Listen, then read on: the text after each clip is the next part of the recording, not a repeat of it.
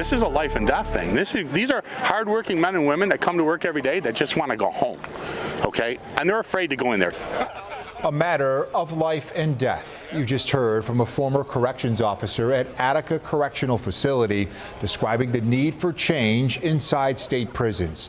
He's among the voices we're amplifying tonight on what's been a very busy day 3 of the strikes outside of dozens of New York State prisons. Good evening, everyone, and thank you for joining us once again.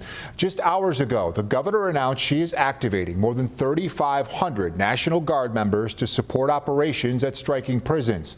The number of facilities with employees on the picket line tonight now up to 30. That's according to the union representing these officers, and that includes 5 state prisons right here in Western New York. Now, if you're just joining our strike coverage tonight, let's get you caught up to date. Hundreds of corrections officers first walked off the job Monday following a multi-day lockdown at Collins Correctional in Southern Erie County. Now, on its 3rd day, dozens of facilities have joined, and officers have a long list of demands before they say they'll return to work. And among them, no staffing reductions and a reversal of the HALT Act, which limits the use of solitary confinement areas. Now, this is a complex issue, not only involving prison officers, but the inmates and state officials as well. 7 News strives to give a voice to all sides involved, and tonight you'll hear perspective from each of these groups from our crews at Collins and Attica state prisons. We begin tonight with 7 News reporter Derek Hyde live at Collins once again for us. Derek. That's right, Jeff. We're going on 3 days now here in Collins and just outside of Collins Correctional here at this illegal strike.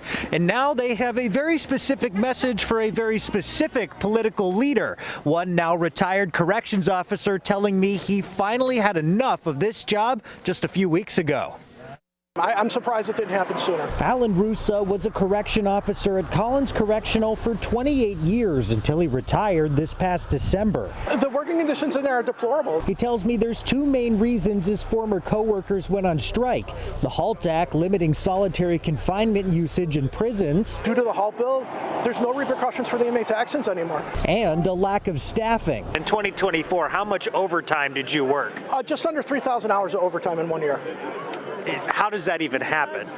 There's no one else left to work. They finally had to take matters into their own hands. And I salute these men and women for standing here and holding the line. Now on day 3 of illegally striking outside of Collins without their union's support, these COs now have a friend. It's time that Governor Hochul wake the hell up. Republican Congressman Nick Langworthy. So Governor Hochul, do your job. Understand you can't take the New York State corrections officers for granted anymore.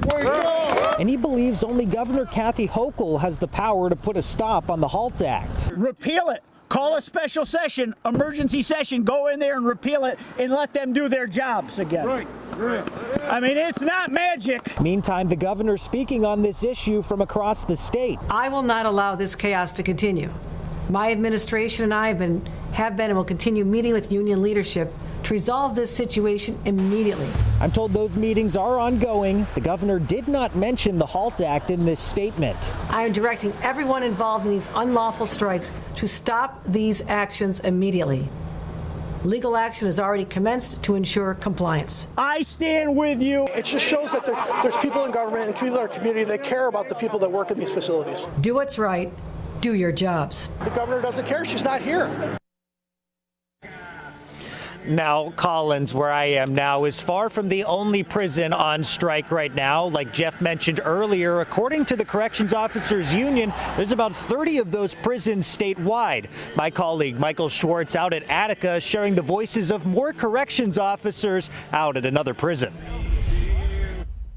They want to go home every day. They have families. Daughters of corrections officers stood across from Attica holding these signs as their fathers remain on strike. Hundreds have set up camp across the street in this lot. Bonfires burn as members of the community stop by to drop off food. I'm here to tell you, for them to get to this point, it's pretty serious because they know there's going to be monetary repercussions and they may face losing their jobs.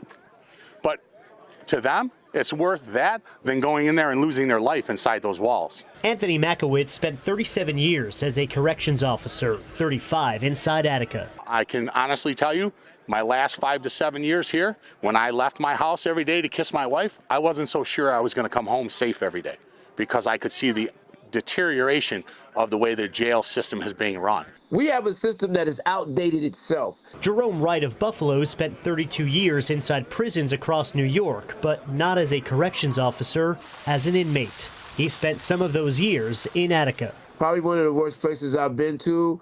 It is extremely oppressive. Wright was convicted of second-degree murder, manslaughter, robbery, and burglary in the Bronx when he was 18. So I'm not originally from here, and drug case, involved some shootings, people got killed, and I was one of the perpetrators. But since being released in 2019, he became co-director of the Halt Solitary campaign. Wright says the HALT Act, which limits the use of solitary confinement in New York prisons, has been violated. I did 7.5 years of solitary confinement time myself, and I can tell you it was the worst period of my entire life, and I still suffer some of the vestiges of the trauma from that to this very day. Yet they're complaining that they need it repealed because it doesn't work. How can you say something doesn't work when you haven't fully implemented it? Wright says it's not the incarcerated population against particular guards, but against a system that he fears is troubling. Our safety, the incarcerated population's safety, is in jeopardy. But the corrections officers on strike and those who support them say the safety of COs is on the line every day they go to work. This is not a political thing. This is a life and death thing. Michael Schwartz, 7 News, Attica. Thank you so much, Michael, for sharing those important voices out in Attica. Now, another update that we have, following a New York State injunction being filed under the Taylor Law, a judge has granted a temporary restraining order that mandates all of these New York State corrections officers on strike stop this strike immediately. But here at Collins and across the state, it doesn't really appear that it's changed anything as of right now. Jeff?